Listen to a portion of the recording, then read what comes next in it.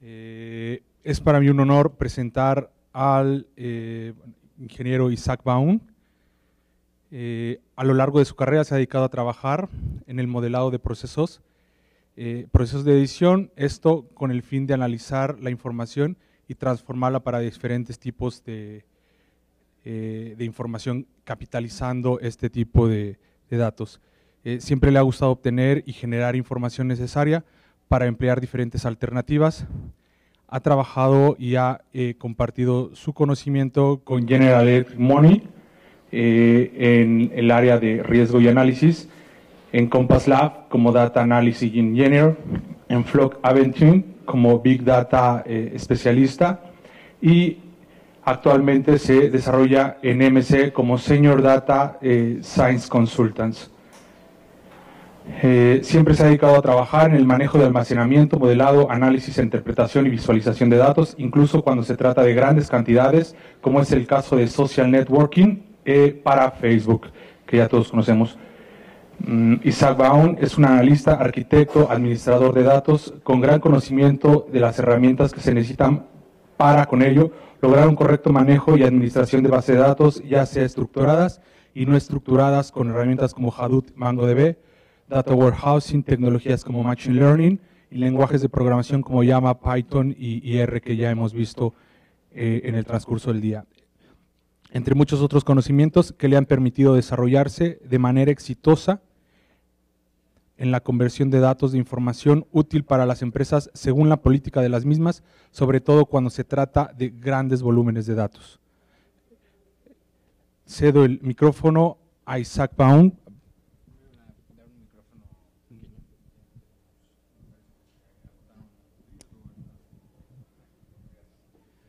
Ok, buenas tardes.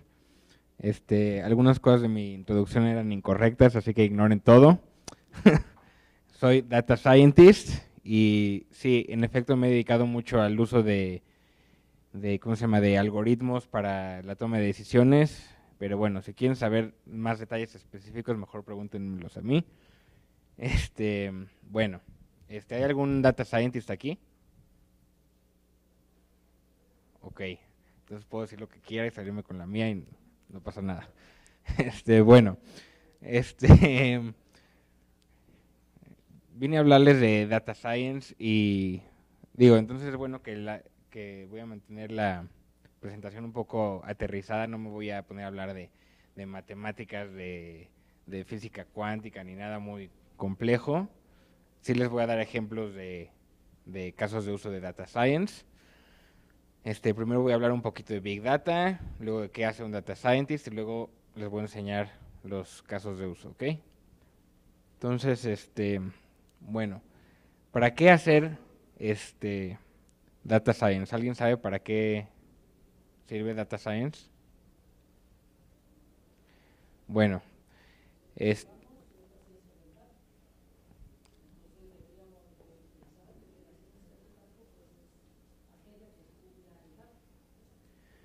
algo así. Estudia el dato, pero ¿para qué sirve? Bueno, el chiste es que sirve para...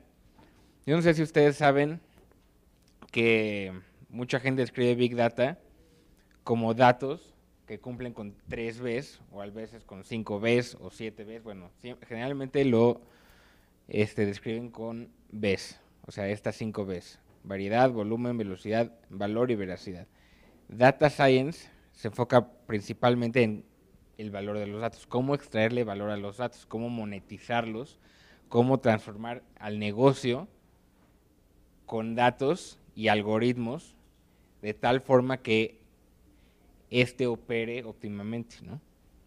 Bueno, antes de seguir con la presentación, quiero que, bueno, quien quiera, tómele una foto a este bingo.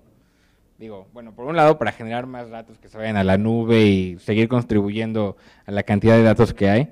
Y por otro lado, para, bueno, como seguramente ya escucharon muchas veces hoy Big Data, entonces para que sigan jugando el bingo de Big Data, a lo mejor vienen algunas de estas palabras y el que gane, pues ahí les piden a los organizadores que les den su premio, ¿no? Bueno, entonces, ¿cuántos datos hay hoy en el mundo? ¿No? Yo me acuerdo que en el 2011 se habló de que finalmente llegamos al zettabyte, ¿no? Ya existe un zettabyte en todo el mundo en el 2011. Bueno, para el 2013 ya había 4.4 zettabytes. En el 2020 se proyecta que habrán 44 zettabytes. O sea, eso es, un zettabyte son 1,000 millones de terabytes. O sea, hoy, que es 2014, tenemos aproximadamente 1 terabyte por persona en el mundo. Entonces eso significa que pues tendremos ahora 10 terabytes por persona en el mundo para el año 2020, ¿no? ¿Y por qué hay tantos datos? Bueno, la cantidad, los datos hoy ya no son solamente bases de datos, ¿no? Ya no son tablas de Excel. Ahora ya tenemos todo tipo de datos, incluyendo datos estructurados, no estructurados, el supuesto dark data, que son los datos que generalmente se almacenan por si se necesitan, pero realmente no lo usan, y eso puede llegar a ser muy peligroso.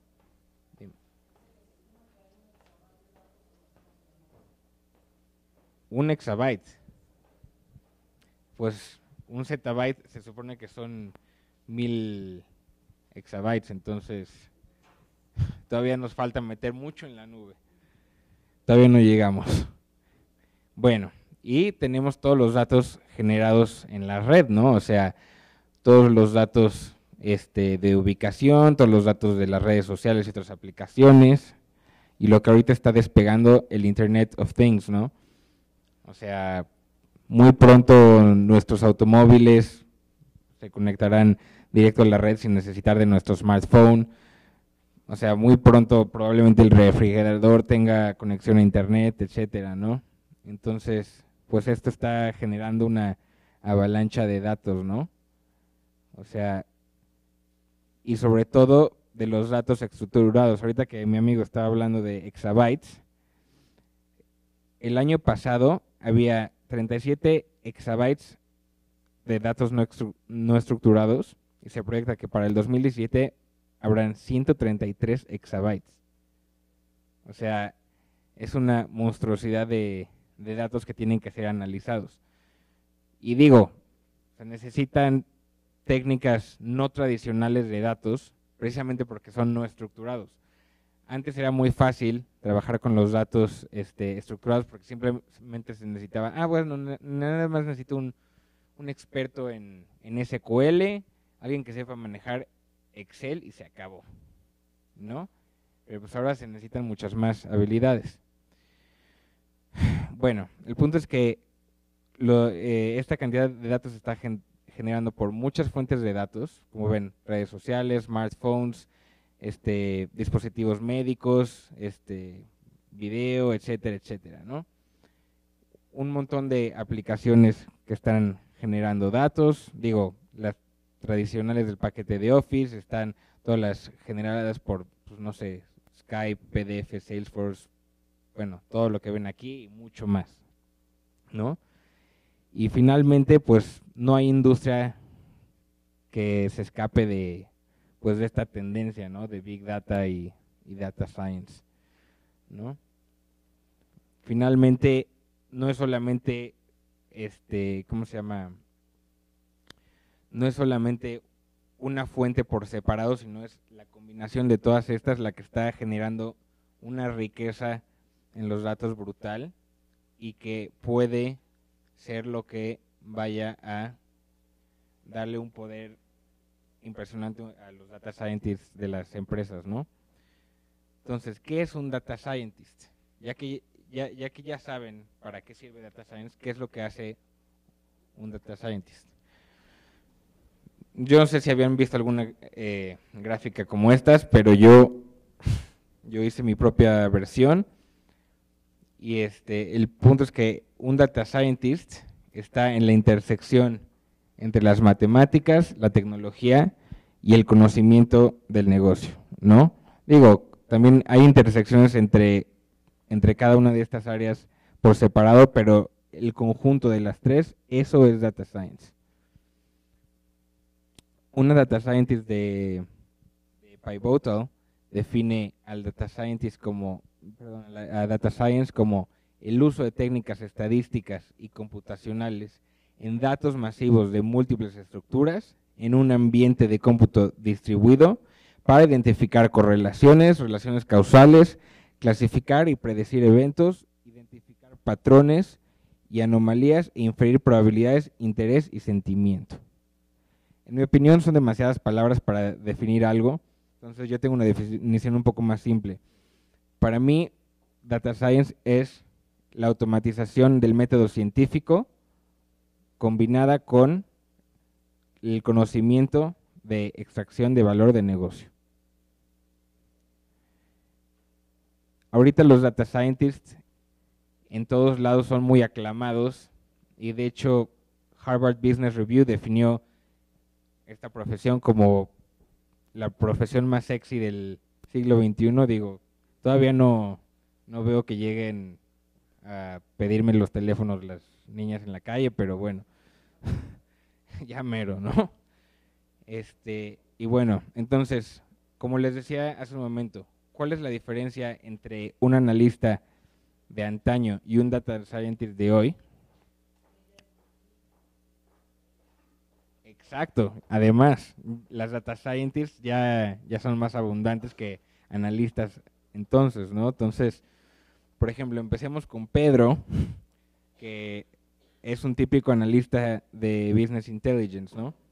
Pedro lo que hacía era reportar, calcular costos promedios, realizar encuestas, es decir, todo era muy manual, todo era muy enfocado hacia atrás y muy tradicional, ¿no? Muy poca no requería el uso de tecnologías muy avanzadas. En cambio, Ale, que es data scientist, se dedica a predecir, se dedica a usar redes sociales para obtener datos, y en vez de enfocarse en minimizar costos nada más, se enfoca en buscar cómo aumentar el valor de negocio, ¿no? Es decir, Pedro era muy de que vamos a hacer el negocio más eficiente bajando los costos, y Ale es de que no, vamos a buscar cómo combinar los mejores costos para obtener el mejor valor, ¿no? Ale tiene muchas más técnicas en su perfil, muchas más habilidades tanto de matemáticas como de computación, y eso es lo que le hace una data scientist, a diferencia de Pedro, que es solamente un analista. Por ejemplo, este es el equipo al que yo pertenezco. Yo me acabo de unir, estas son mis habilidades, estas son las habilidades de todos mis compañeros en el mundo, y como pueden ver, pues es muy común que se hable de optimización, de modelación, de programación, de, bueno, pues todas las tecnologías de las que les han estado hablando el día de hoy, ¿no? Y bueno, entonces ahora vamos a seguir con los casos de uso. Un caso de uso es el de Siemens. En este trabajó, de hecho, mi Wei Lin, que es mi, ¿cómo se dice?, el líder del proyecto en el que estoy involucrado en este momento. Y en lo que consistió este proyecto de Siemens es que, por ejemplo, Siemens tiene turbinas de ¿cómo se dice?, de generación de poder mediante el uso del viento, ¿no? Entonces, pues ellos tienen que poner muchos sensores en todas partes ¿cómo se llama?, de la turbina, pues para saber qué está sucediendo en todo momento y ver cuando falla algo, qué fue lo que sucedió, ¿no? Entonces, la técnica que se utilizó ¿cómo se dice?, para resolver este problema fue las reglas de asociación. Yo no sé si alguien aquí conozca de esto, pero en lo que consiste es en ver qué elementos en común suceden que implican la existencia de, no sé, un producto o un error o algo similar. Es decir, en este ejemplo es qué errores en qué partes de la turbina fueron los que sucedieron cuando tuvo que hacerse una parada manual de la turbina. Manual stop se tuvo que ¿cómo se dice? La turbina tuvo que pararse manualmente sin usar el control remoto, que es lo que la mayoría de las turbinas utilizan para apagarse, ¿no? Entonces, en base a todas estas métricas, se minó las reglas de asociación. Entonces se ve, a ver, qué patrones en común hay, qué errores son los más comunes, y esto le sirve mucho a Siemens para optimizar sus turbinas y hacer mejores turbinas en el futuro, ¿no? Otro caso de uso es un caso de uso de Pivotal que le vendieron al Ayuntamiento de Londres. Este consiste en predecir cuánto tiempo va a durar la interrupción en el tráfico cada vez que hay un incidente, ¿no?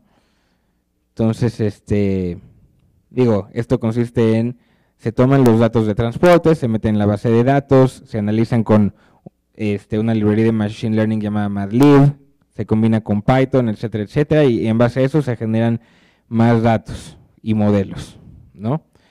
Por ejemplo, se monitorean los incidentes por unidad de tiempo, ¿no? Aquí están todos los incidentes que tenemos. Luego tenemos los datos agregados por día de la semana, ¿no?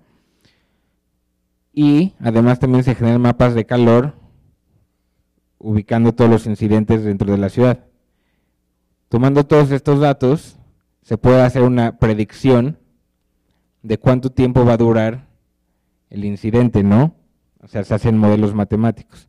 Digo, no sé qué diablos pasó aquí, que el incidente se calcula en 257 horas. Se habrá caído un puente o no sé, pero bueno, el punto es que todo esto se basa en modelos matemáticos demostrados con la evidencia, ¿no? Otro caso de uso es cuando, por ejemplo, Target, no sé si conozcan a Target, pero Target es similar a Walmart, se dedica, bueno, tienen sus supermercados y pues tienen muchos datos de producto, ¿no? Entonces, el punto es que ellos una vez enviaron cupones para embarazadas, ¿cómo se llama? Para bebés a una niña de 17 años y su papá pues se enojó mucho con Target porque dijo, ¿cómo puede ser que le estés mandando cupones de mujeres embarazadas a mi hija que apenas está terminando la prepa, ¿no? Y luego resulta que un mes después estaba embarazada. Lo que hizo Target fue minando todos los productos de consumo alimenticio y otros productos, determinó reglas para ver quiénes van a consumir en un futuro cercano productos de embarazada. Entonces resulta que su modelo identificaba a mujeres embarazadas, es decir, era una prueba de embarazo muy efectiva, ¿no? Digo, también Data Science pues también se usa todo el tiempo en bancos para medir el riesgo de crédito. Por ejemplo, Netflix hizo una competencia de $1 millón para ver si podían mejorar sus motores de recomendación. Y pues en efecto hubo un ganador, este ganador se llama Pragmatic Theory y usó un modelo llamado modelo de ensamble de árboles de decisión aleatorios, que lo que hace es combinar varios modelos y en base a eso pues hacer una predicción muy buena, ¿no? Y bueno, hay muchos casos más, ¿no? O sea, en el futuro relativamente cercano pues los automóviles serán transformados y se manejarán solos, ¿no? O sea, ya no vamos a tener que perder los estribos cuando estamos en el tráfico, pues vamos a poder trabajar directo desde nuestros asientos, ¿no? Y luego pues vamos a tener hogares inteligentes, etcétera, etcétera, ¿no? El punto es que hay muchos casos donde data science está teniendo mucho impacto y bueno, el futuro indica que todo va hacia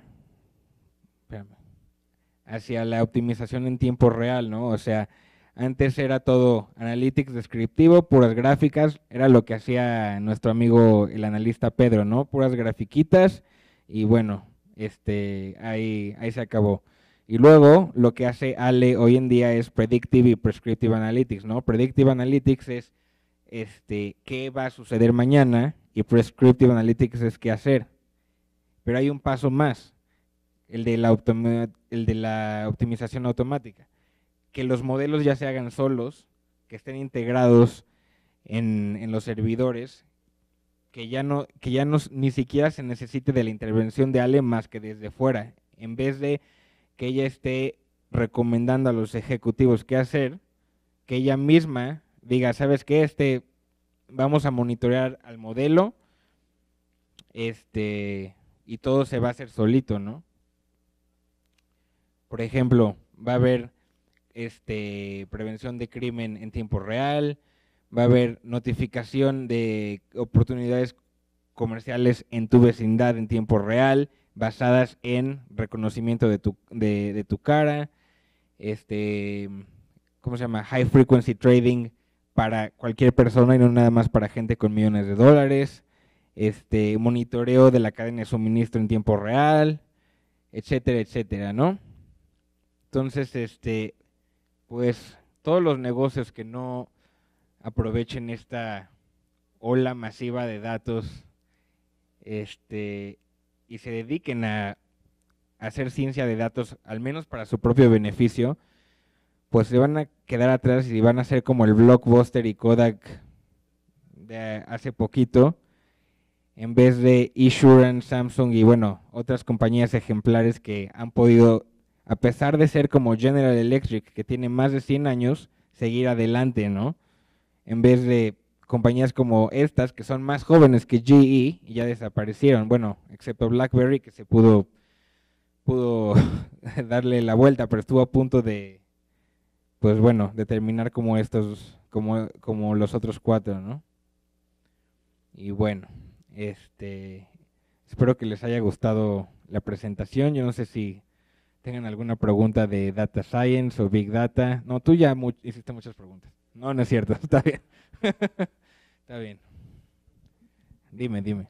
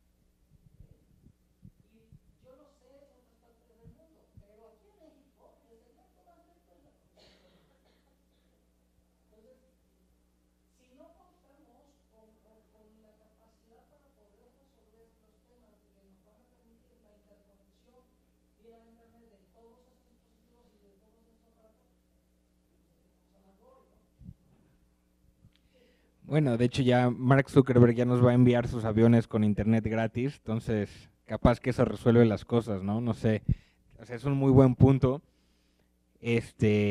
pero bueno, finalmente también estamos ignorando que pueden salir tecnologías nuevas que no dependan tanto, pues, de infraestructura.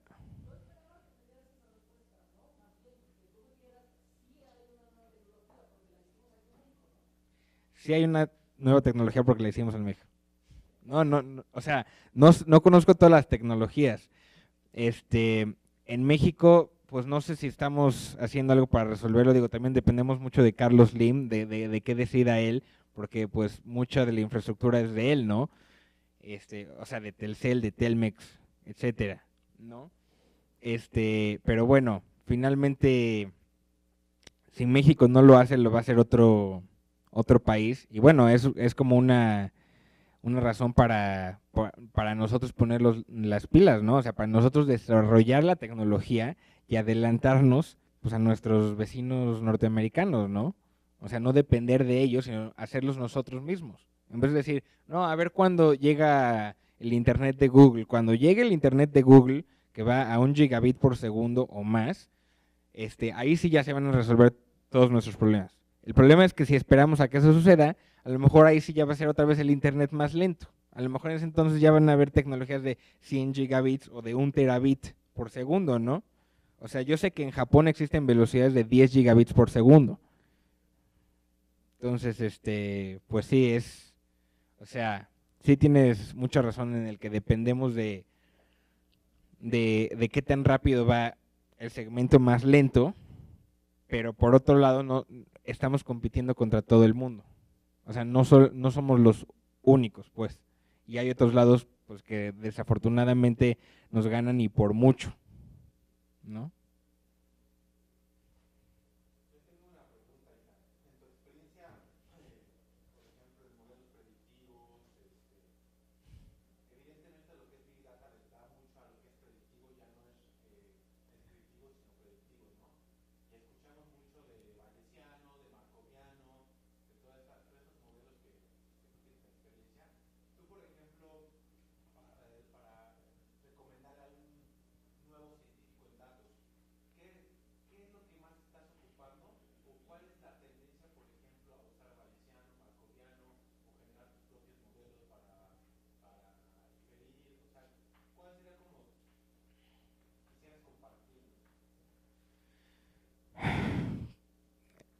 Bueno, es que un data scientist puede tener muchas habilidades diferentes, ¿no? No tienes que ser bayesiano a la fuerza o frecuentista a la fuerza o, bueno, markoviano es otra cosa, digo, hay modelos de Markov que puedes estimarlos bayesianamente o frecuentistamente. Esas son las dos corrientes de estadística más populares. A lo mejor hay una o dos más, pero casi no se usan.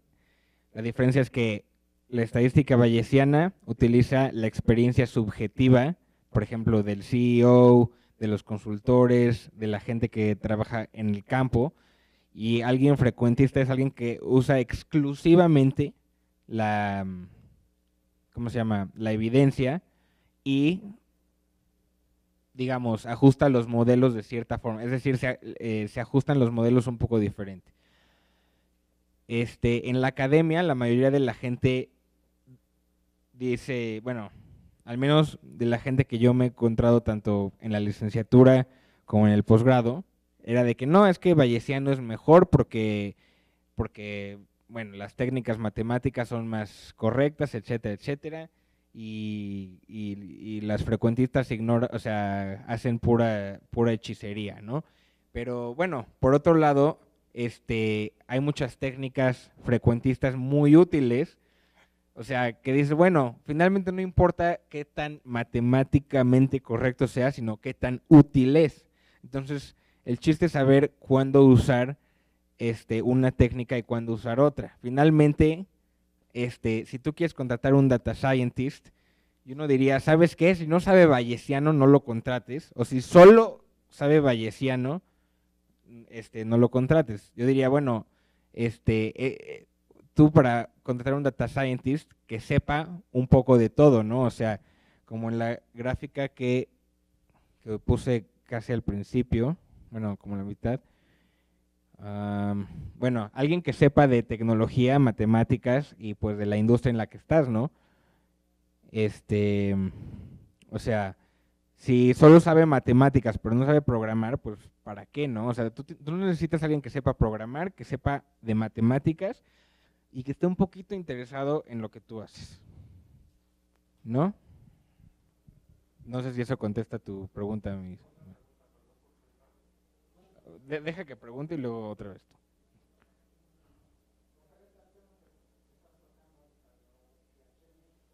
Ajá.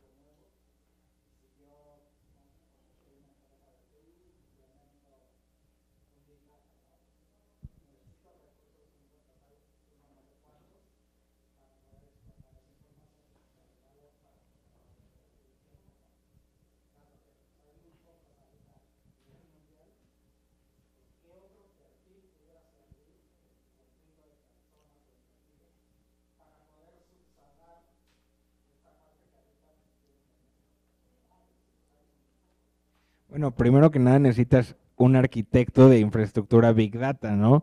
O sea, antes que un data scientist, porque un data scientist te puede ayudar una vez que los datos ya están. Es bueno que el data scientist y el arquitecto de datos hagan un equipo, porque así pueden decir, el data scientist le puede decir, oye, ¿sabes qué? Es que yo necesito que los datos estén así, o de esta forma, o de otra forma, y tener estos datos, ¿no? A lo mejor el arquitecto de datos se va a encargar de, es que yo me voy a encargar de que se capturen tales datos y de que se estructuren de esta forma, etcétera, etcétera. Entonces, pues en mi opinión es un experto en arquitectura Big Data, no necesariamente un data scientist.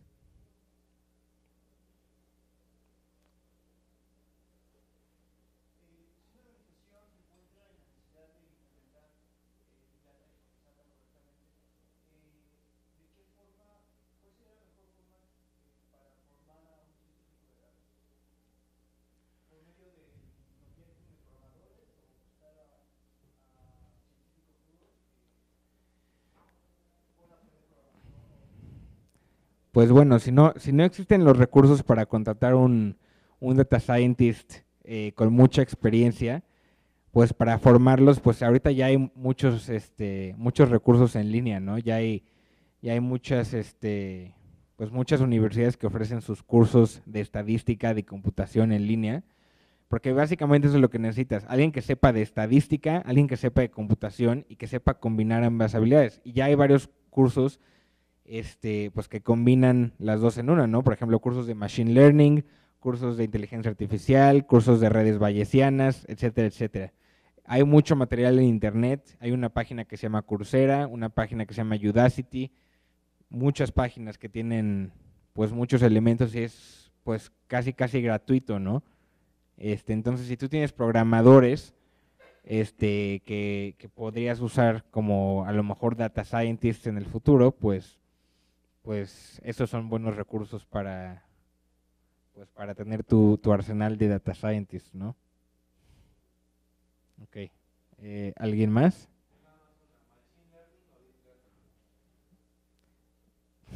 Los dos. Deep Learning es una rama de Machine Learning. Deep Learning son redes neuronales con muchas capas, ¿no?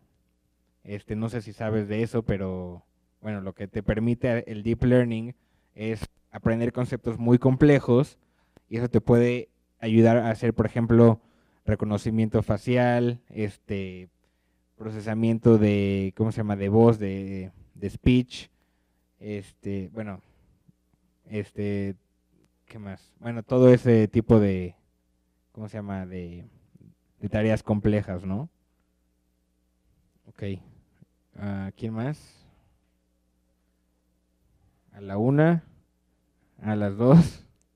Ok, muchísimas gracias.